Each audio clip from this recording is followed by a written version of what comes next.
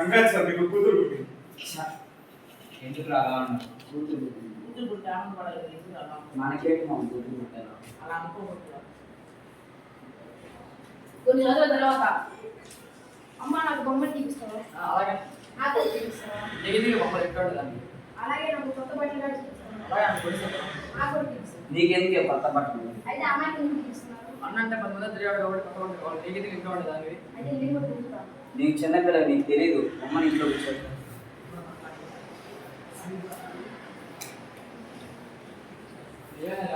Job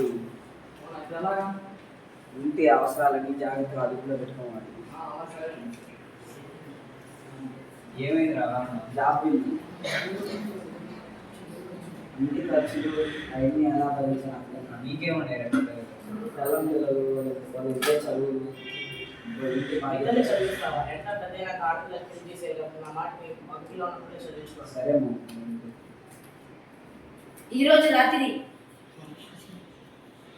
ఏంటమ్మా చదువు మానిపిస్తారు అనుకున్నాను. చదువుకుంటామా?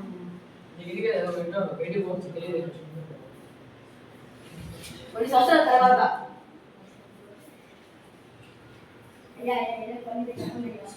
ఈరోజు పనుంది మా ఇంట్లో పని చేస్తుందా?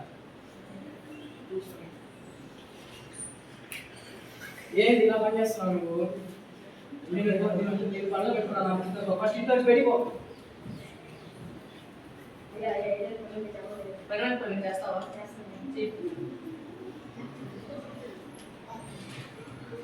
ఏంటి ఇలా చేస్తున్నావు? నీకు పని చేయడం రాదా? నేను పనులు పెట్టుకున్నాను.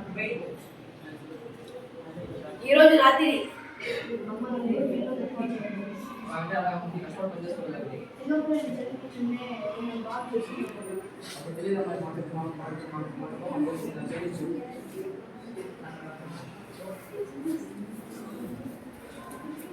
సమాజంలో స్త్రీ పురుష భేదాలు లేకుండా అందరికీ విద్య సమానంగా అందితే మన సమాజం మెరుగుపడుతుంది.